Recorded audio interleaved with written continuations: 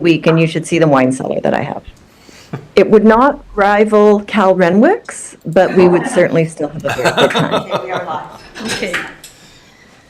Okay, welcome everybody. Thank you for making time in your day to come in this morning. I'd like to acknowledge that the land on which we gather is the traditional territory of the Ktunaxa, the Syilx, and the Sitiks people, and is home to the Métis and many diverse Aboriginal persons. We honor their connection to the lands and rivers and respects the importance of the environment to our strength as a community. Council, are there any late items? Seeing none, if we could have an adoption of the agenda as presented, moved by Councillor Woodward, seconded by Councillor Lockenberg. All those in favor? And that carries. Thank you. We have no recommendations from the committee of the whole meeting. There's no requests. We have no delegations. So that takes us to number 9, the bylaw. And so staff are presenting the Parks Amendment Bylaw number 3577 to Council for adoption. The purpose of the bylaw amendment is for the protection, enhancement, and the well-being of the community by prohibiting the public consumption of controlled substances in city parks. Council is now requested to adopt the Parks Amendment Bylaw number 3577, 2023. So just to remind everybody, there's a backgrounder there. We've had first and second reading, at which time there was a request to make some adjustments to the bylaw. Those adjustments were made. It came back. We had third reading, and here we are at final reading of this Parks Amendment bylaw. Move. Okay, it's been moved and seconded. Would the mover like to read the recommendation? That the Corporation of the City of Nelson's Parks Amendment Public Nuisance Bylaw number 3577, 2023 be finally adopted. Okay, that's been moved and seconded. Council, any further comments, considerations, concerns? Councillor Payne. I would just like to, I have further investigated in the time that we've had the bylaw. I haven't found anything that would lead me to support this, and I just want to add into the record a quote from the Island Health Medical Officer, Charmaine Enns, in a letter to the City of Campbell River on their similar bylaw. Making a decision in haste without due consideration of the evidence, impacts, and other tools to address the issues of public substance abuse will not serve the community or its citizen well. It's important to recognize that enforcement activities, even if they're in educational nature, can drive people to use drugs alone and can elevate the risk of death. So without additional harm reduction measures or services, I do not support this bylaw. Thank you, Councillor Payne. Any other councillors? Seeing, Councillor Pinero. Yeah, I would sort of been thinking a lot about it. I don't actually support it either. Maybe not for the same reasons as other people, but I just feel like if we do something as a city, we should always try to make it, the thing that we're doing, actually deal with the problem that we're dealing with. And I'm not sure that this does that. I think from my perspective, I think most people don't do drugs in parks already. I think they do them on Baker Street mostly. So it's, in some sense, it's a solution to a problem that doesn't exist. And that on its own should, I think, give us pause, as we're supposed to be, you know, making decisions that make sense.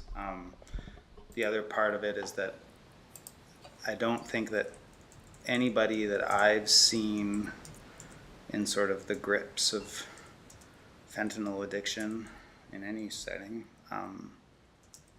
is thinking too much about whether it's legal or not. I think they're past that.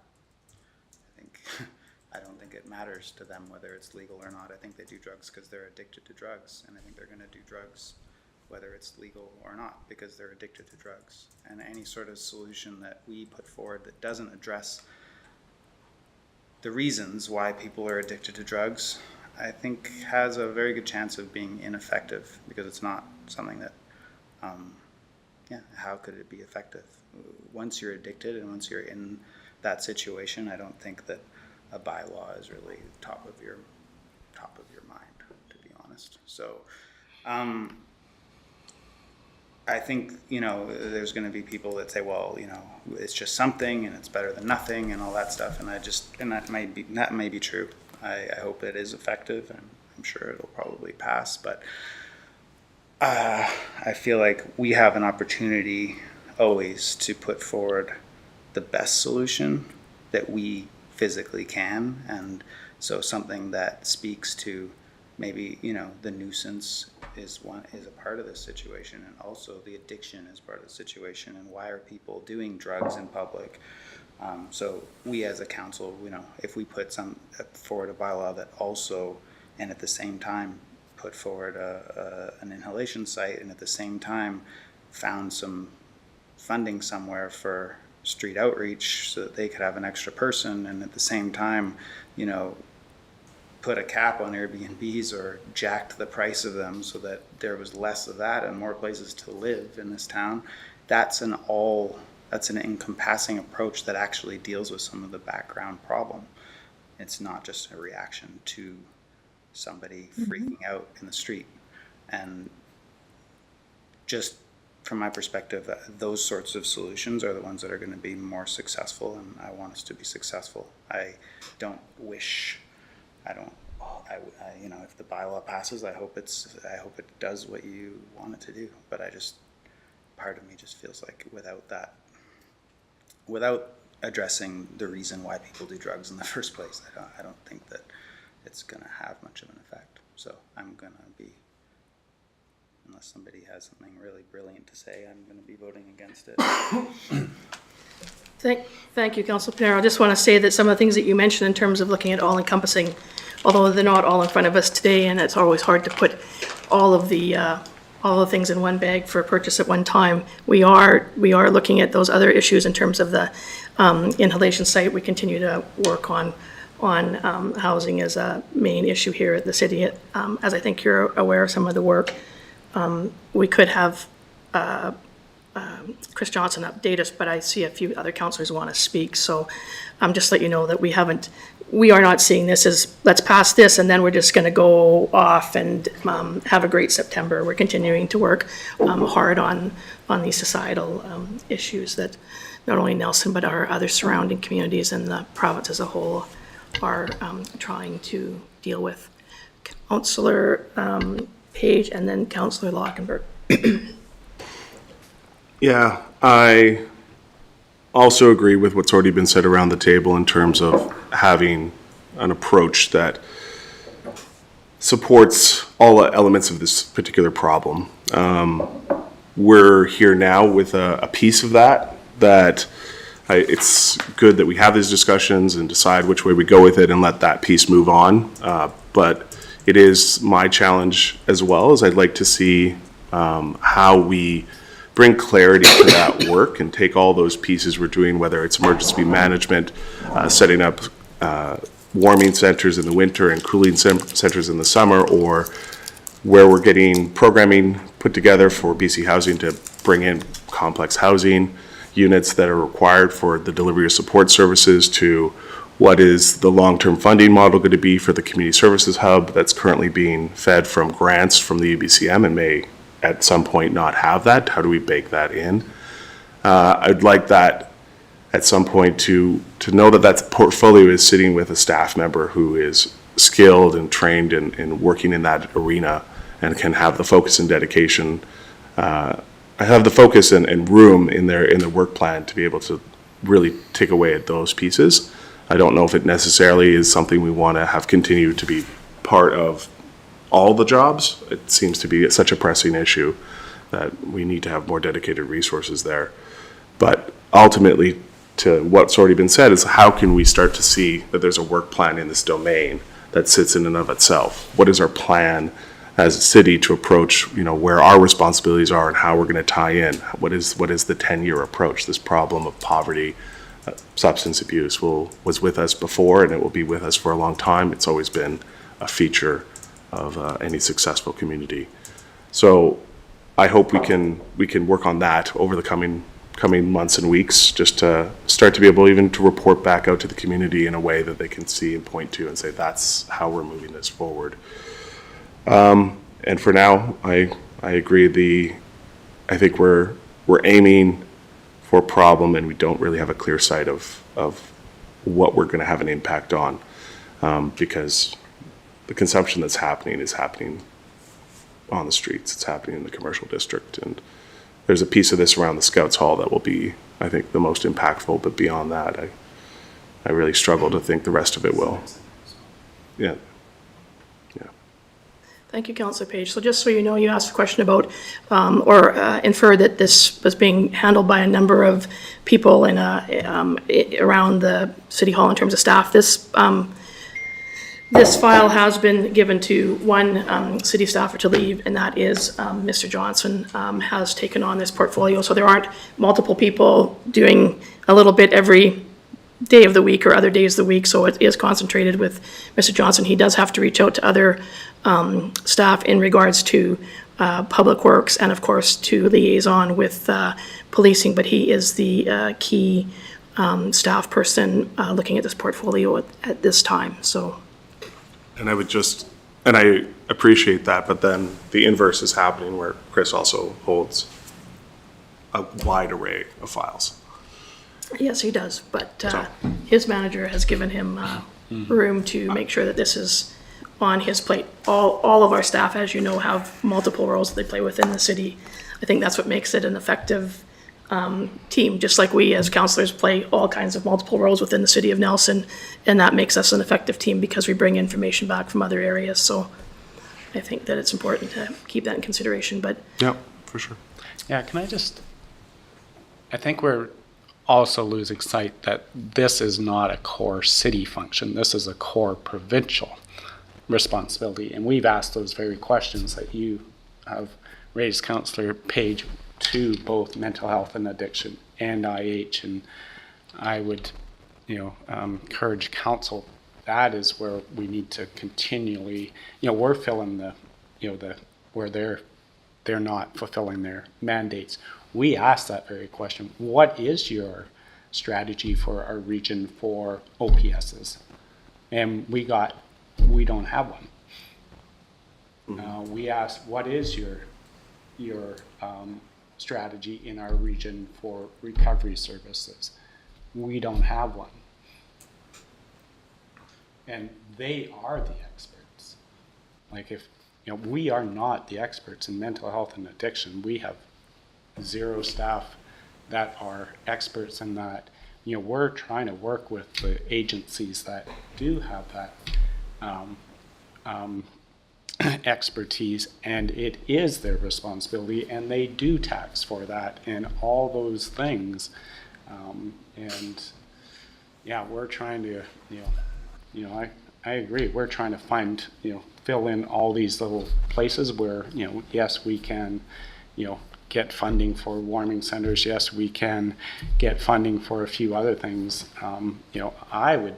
They've declared this a health emergency, and they have no clear strategy of anywhere that I can see of how they achieve that.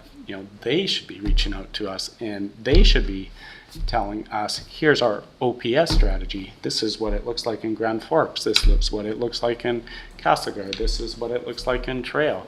This is our housing strategy. This is how it looks like in those communities. This is our recovery strategy. This is how it looks like in those communities, rather than criticizing us for trying to do a small, us trying to find community solutions. It wasn't council that chose not to engage with that neighborhood where they were looking at having an inhalation site. That was health. They specifically said, we're not consulting,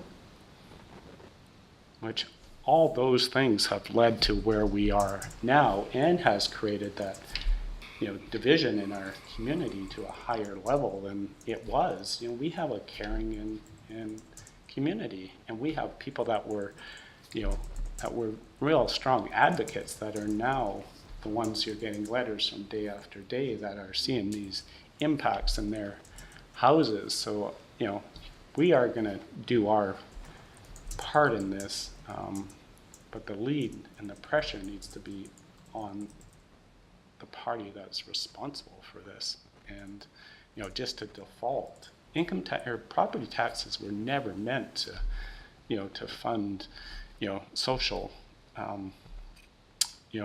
these type of social problems. They were meant to pave streets and all those things. And we have, 10% of the pie or 5% of the pie, and they just, so we're going to do our part, and we are going to try to find solutions. But, the strong lobby and, from the UBCM and others need to, make the government accountable for, doing this work that they have said is super important, and then just go, oh, we're done at 5 o'clock at night, and go figure it out. Who deals with that at 1 o'clock in the morning or 5 o'clock in the morning? Who shows up when that person phones that someone's breaking into their house at 3 in the morning? Not mental health. Sorry. I think, if I'm not mistaken, Councillor Page, you did ask the medical health officer and the mental health manager when they were here that question of, could you please share with us your regional plan? And their answer was, we don't have one, we're in the assessment. We're assessing what the need might be. So you're aware that they are far behind on their plan. Yeah, and I will continue to advocate for that as we move forward to see those kinds of things happen. I just also recognize that this is a feature of our environment today, and this is the city we live in, and I think there is a need for us to have that expertise or some of that expertise on our side of the table too, and that planning on our side of the table, knowing that we're going to have to interface with that the built environment is going to have to support that. Yeah. But we need to get clear on what those asks are and have our own plan for how we interface with that going forward. Councillor Lockenberg, you're next. Yeah. So I support this bylaw, and I would just want to clarify a few things about the motivation for the bylaw. So this is a bylaw that does seek to solve a specific problem. There has been drug use in our parks at Lakeside. There has been drug use, and more than just drug use, but problematic drug use and social and disturbances at Scout Hall, at the Civic Center. I've witnessed it myself and have gone to Scout Hall 3 times, separate times, and found needles and other drug paraphernalia up and around the Scout Hall, right against the building. So there are specific challenges that need to be addressed, and this bylaw takes us a step towards addressing those. I do agree that this is only a part of a larger set of solutions that need to be brought forward, including finding a location for an OPS. And I think the work, as the mayor said, is ongoing on housing and transit, which I think is going to be a big part of the solution here for people. But I want to stress that we're not going to solve opioid addictions. I don't think there's any evidence that this is a solvable problem. It's a problem that needs to be managed, and hopefully when those who are suffering and in the throes of these terrible addictions can find a path or a reason to begin the journey out of the addiction. But as a society, we still have to accept that society needs to go on. And when you're dealing with 0.1% or 0.2 or 3% of the population that is creating challenges for the rest of the population, we have to come up with a solution. The problem needs to be managed as much from the rest of society as it does from the perspective of the addicts. And for the rest of society, that means living in neighborhoods and having parks and playgrounds that they feel comfortable and can have, and their children can thrive in. Because if we don't, work towards their interests as well, then we'll see what has been happening, which is a backlash against these initiatives. So people, as the CAO has said, people I know who were supporting decrim are now against it, and increasingly actively against it because of their experiences, direct experiences in their neighborhoods. And when I've talked to them about, solutions going forward, there is a path where it's a balance. It's putting in reasonable restrictions and controls and establishing the social contract very clear about how, if you're in an addiction, like any of us could be, given life circumstances, we could be in this similar situation. What are still the expectations on you from society? And I think if we can be clear about that and continue to work towards providing social supports, that balanced approach is going to create the best result for everybody. If we continue to ignore the concerns of people who in the communities who are dealing with a lot of the effects of the addiction, they're going to continue to become more and more against, positive initiatives that we might want to undertake. I again, just even on the OPS, people that were supporting decrim have said to me they're not sure that they think Nelson should have an OPS anymore at all.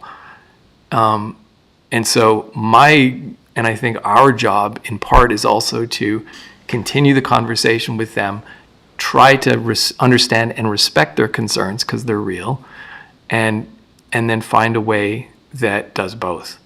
Because if we don't, I think we're in a lot more trouble for everybody involved. Thank you.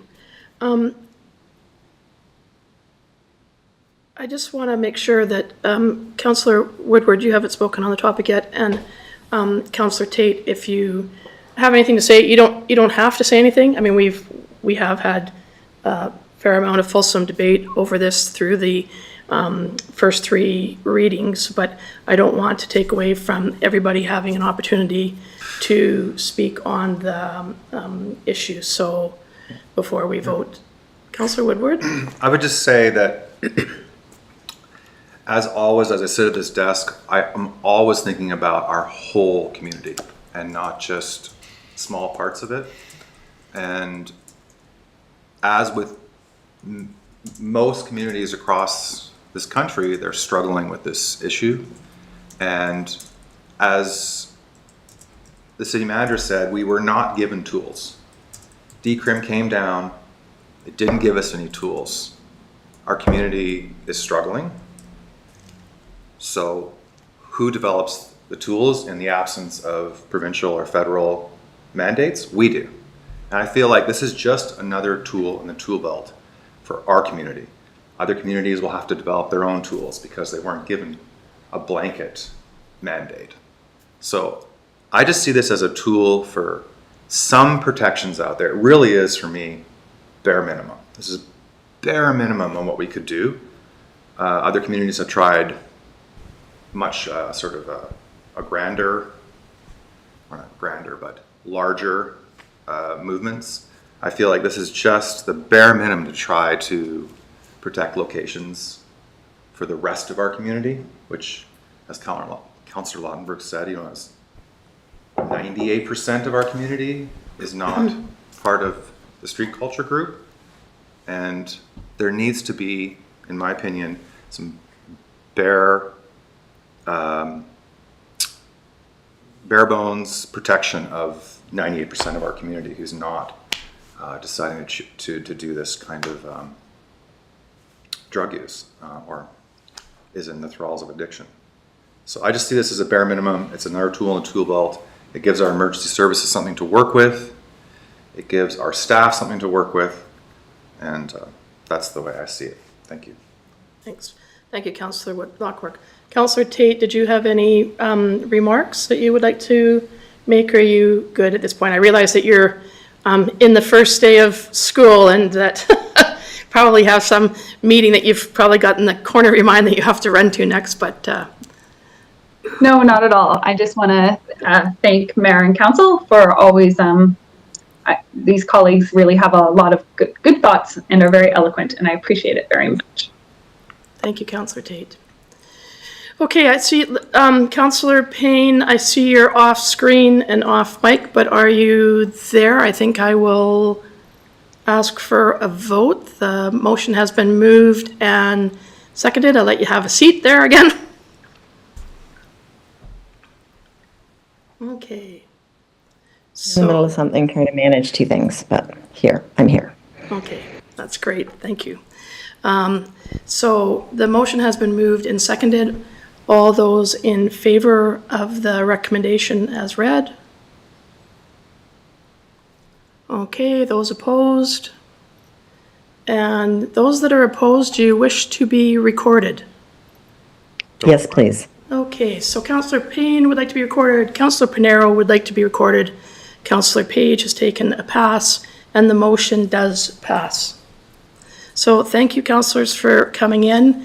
And just before you go, just the PSA that you could all spread around is the reminder that school has started, to ask your friends and neighbors and colleagues to make sure that they're driving with due care and attention and riding their bikes with due care and attention. A reminder that the speed limit in the city of Nelson is 40 kilometers an hour, and in school zones it's 30.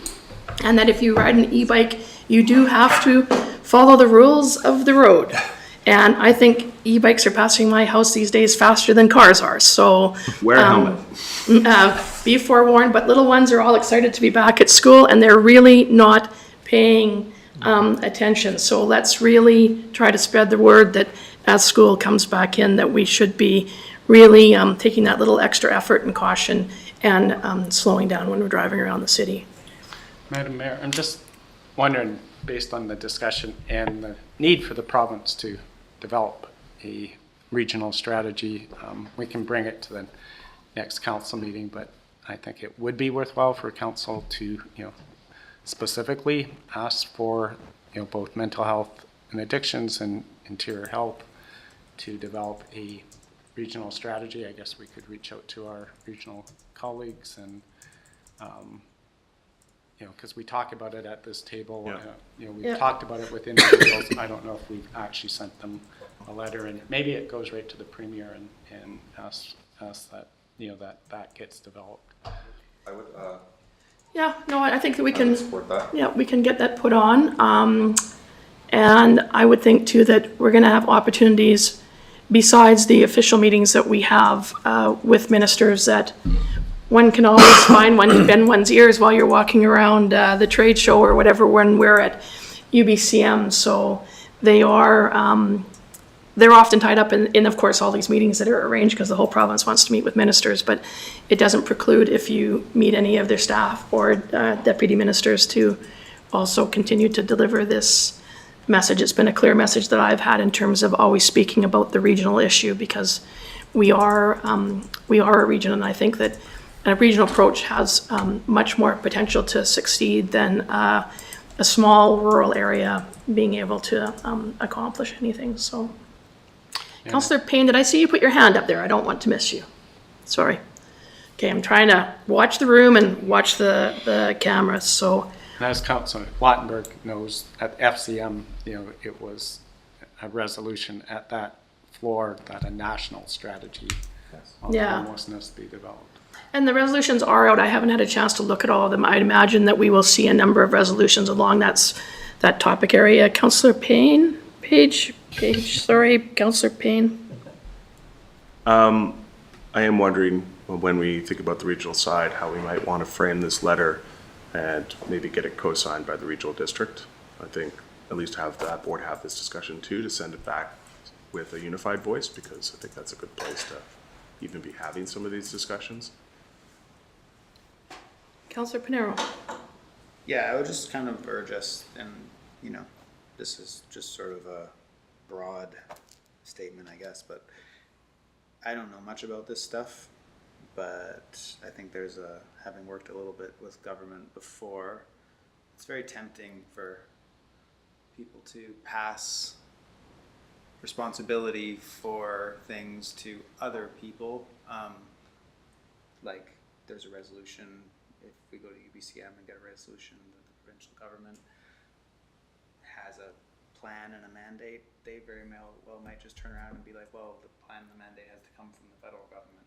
And, you know, like, there's always this kind of like, yes, let's just wait for somebody to do it. And in this particular situation, I'm not so stupid that I don't know that we're a city government and our powers are city powers, and I understand that completely. I just want us to realize and be cognizant that that is the tendency of government across the board, I think, is that they're generally maxed, and so if you can put it on somebody else's budget / plate, you do that. So that's why this is taking so long, I'm sure. And we need to be aware of that and just be as proactive and creative and energetic as possible to find the solutions that we do have control over. Okay? So it's not about waiting for the provincial government to tell us what to do all the time. Sometimes it's about doing what we can, what we see in front of us that we can do, and just doing it. Because you're right. The people that wake up at 5 a.m. and answer the calls, it's not mental health. It's us.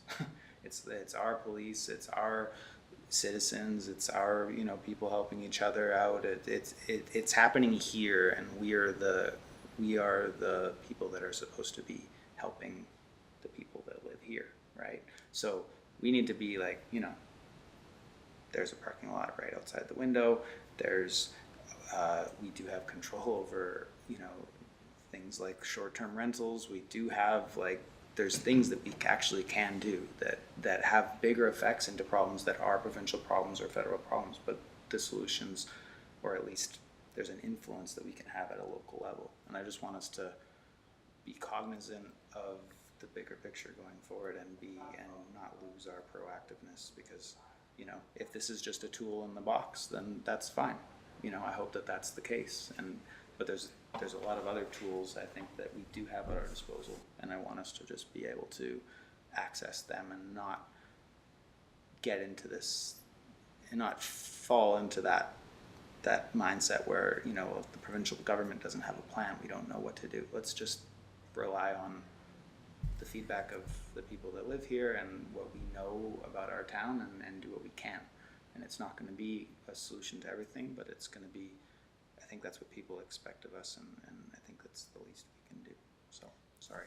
Yep, no, thank you, Councilor Pinero, and I agree with many of the points that you've raised there in terms of, and I would see that this, again, asking for some direction from the provincial government, or if necessary, the federal government, is again, just another one of those tools. It's just that we have to make sure we're at the point of every rock needs to be turned over. And I would say that one of the things that historically Nelson has always been good at is Nelson has always found Nelson's solutions. And oftentimes we're the one that have gone with a solution to go to the government to tell them, this is the plan and now you have to fund it. The key point being is that I think what the CAO is trying to raise is that within the scope of property taxation, healthcare issues are not supposed to be funded from that. We pay an exorbitant amount of taxes to both other levels of government for the delivery of those services.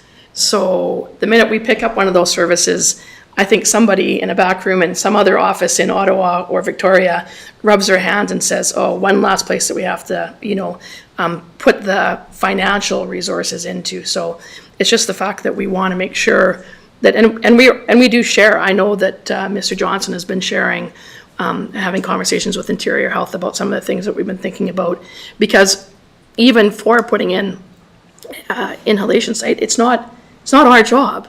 It still has to be approved by Interior Health, right? I mean, so these things do not happen. We do not create them. But yes, I think that we are known for being leaders in many areas, and this will also continue to be an area we will no doubt be leaders. Councillor Page. So listening to this discussion and kind of reflecting back on other issues we've tackled over the last number of years, I'm wondering, like we have done with climate, like we've done with the Indigenous, if we need to schedule a workshop for council on the social side of this issue the addiction side of this issue, the recovery side, the governance side. I think maybe this is one of those issues that we want to dig in a little bit more and bring in some expertise and have a conversation about what cities do, what other approaches are there out there, what are the options on the table, and see if that leads to something more in terms of clarity around this table of where those best solutions lie and in what domains, and where's advocacy end and where does implementation start? Where do we try to access funding from Interior Health to deliver some of these things, or where do we ensure that some other service provider is able to do that? But it's seeming like an issue to me that we want to sit down and have a kind of dedicated workshop on it. Yeah, and the medical health officer was quite clear when she was here that she would be willing to come back and bring in whatever necessary teams for any topics that we would like to discuss in terms of public health. And so this could obviously be one where we ask for something more fulsome to come back for an open table workshop discussion. Councillor Woodward. Thank you, Mayor. When the Interior Health team was here talking to us, I don't know about the rest of you, but I got the sense of like, they were kind of very unsure about how to move forward. They seem to have not a lot to offer other than we need to be a more compassionate community, or we need to be, I'm not sure what, I remember they said like, Anti-stigma. yeah, anti-stigma. But they, again, like I say, like we haven't been given much. There's been a download of responsibility because of the situation, but we haven't been downloaded, say, a schwack of cash to like start these programs or hire these people or, get a car 81. I think that was what it was called. 87 out there. Like, it would be a different story if they were like, okay, so we're going to do this, and here's $2 million we want you to look into more mental health services for the police. We want you to start looking at more housing, affordable housing. We want you to do this. Here's $2 million to start. That never happened. So I kind of felt like when they left, I just felt even more unsure of like, what are we supposed to do? And with this bylaw, I'm like, okay, this is just the beginning of kind of trying to build our toolkit locally because we aren't given much. So, and I think the idea of saying we just have to be, just let the population that population kind of do their thing and just kind of absorb the impacts. I mean, we have done that. That has been happening in this town. And as Councillor Lockenberg said, it's turning people who were total advocates for that attitude against what's going on. So we're losing advocates. We're losing support of social services in our town. We're actually having people turn against social services because you're feeding the problem. This is a bad situation. So I feel like what we've done today is one tool and one basic action to help, but we really do need to advocate for the ministers. We need support. We need help. We need funding. If you're going to download this on us, because otherwise we're going to have just a plethora of other problems, which we don't actually have the cash. When we go through the budget process coming up here, you'll see like our extra cash, or what's the term? Discretionary funds is like tiny. It's like, I think I remember it was like $300,000 or $400,000 at the end of the budget. Everything else is spoken for. Going into capital reserves, paying for all kinds of huge projects and bills this town needs. So that's our responsibility. We're not supposed to be taking care of this massive provincial problem that was downloaded on us. Our responsibility is to take care of our community and our infrastructure and our future infrastructure and our future community. That's our job. So I'm really happy that we got this going today. It's just one tiny piece. And I just want to say to Jesse Panero, yes, of course we can do more, but we need funding. It doesn't come from our taxpayers. That's not, as the manager said, that's not where taxpayer money is supposed to go, to these like massive issues that are way beyond our borders out of town. So just want to say it. So thank you very much. And a workshop. So And, I mean, the workshop for sure. So Councillor Woodward, I do want to just say in terms of the fact that there is some money. I don't want to say that nobody's giving any money to anything. It's just the fact that, unfortunately, there's voices that are much louder than those of ours in the rural areas. And you have lived in Vancouver, and we're all aware of the downtown east side, and then Indigenous populations. There is money that has been, for matter of fact, I believe it was $1 billion that mental health was given to look at trying to enhance their programs. And I can speak to the fact that, just to give one example, so I don't want to say that there's no money out there, that the government hasn't done anything.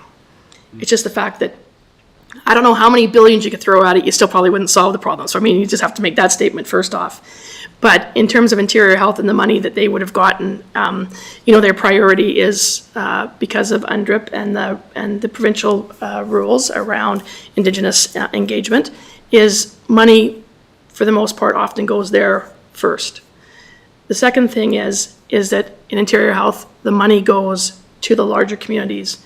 And if I'm not mistaken, both Kelowna and Kamloops, and maybe Mr. Johnson knows for sure, or it could be Vernon, both have gotten money for their RCMP to implement what looks like, for the most part, a CAR 87 strategy. What I do know coming down to our police is that as this money has been divvied out, there probably isn't money for us to have a CAR 87 program. So it's a matter of waiting to see then what because Interior Health has this money for that program, because they were supposed to be funding the person that's sitting in the car or being at the dispatch center or whatever it might be.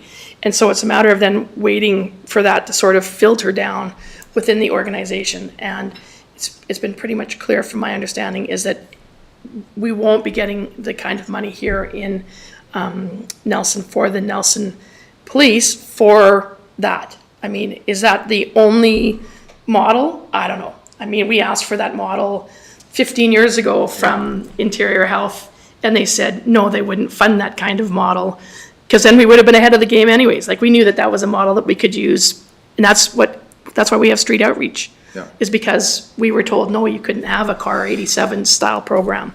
So, and then I think it's come full circle to say that now some places are getting it because it's a model that in theory works. So just to be clear, we don't want to say that we're not getting any money. I think we have to, the government is trying its best, but at the same time, we need to keep advocating, because I really feel that rural British Columbia has fallen off the map, and particularly southeastern British Columbia, because Northern Health has been for many years very proactive, probably in part because they have a large Indigenous community that they have for years, way before the 94 calls to truth and reconciliation, way before the government adopted UNDRIP, way before all of that. They were already working with those communities and making sure that there was adequate funding, and so they've got a better model than I would say Interior Health has in terms of trying to do the social determinants of health.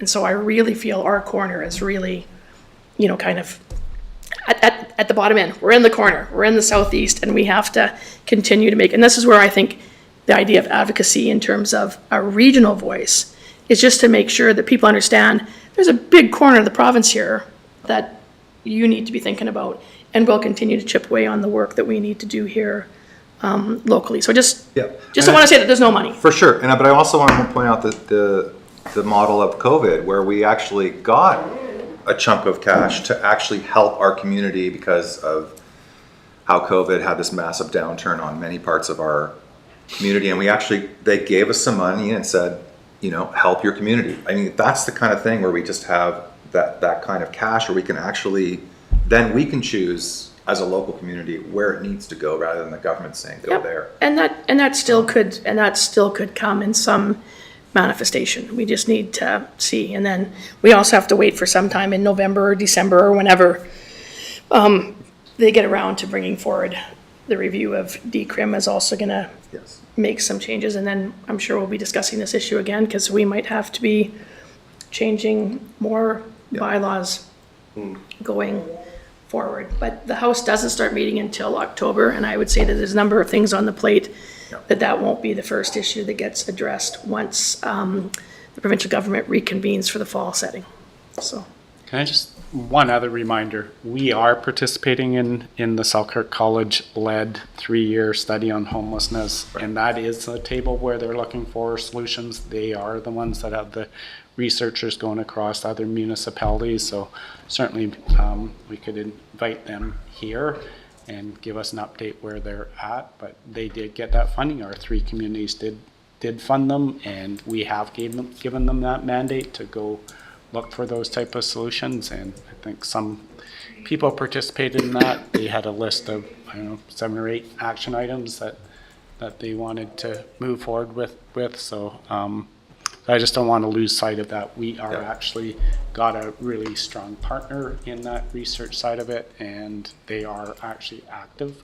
And the summer kind of has a little bit of a slowdown, but they'll be right back into it in this school year. And they had people in our community all summer with nursing students, social work students, etc. Working with various agencies. So I'd be really interested to see what their feedback from that work is. Okay, so councillors, back to the agenda for a minute if nobody else has anything to say. Looking at everybody so that everybody can get on with the day. Again, thank you very much for coming in so that we could get this piece of work done. So there was no recommendation from staff. Does anybody have any notices of motions? Seeing none. There was no late items brought forward at the beginning of the meeting. No council reports are needed today. And then could we have a resolution to adjourn? Moved by Councillor Lockenberg, seconded by Councillor Woodward. All those in favor of adjournment? Okay, and thank you. Everybody enjoy your first week back. I feel like it's the beginning of, for me, it's the beginning of the year. It always feels like, it always feels like the beginning of the year, not January 1st. Happening in this meeting room, so we're gonna side exit to that. See ya.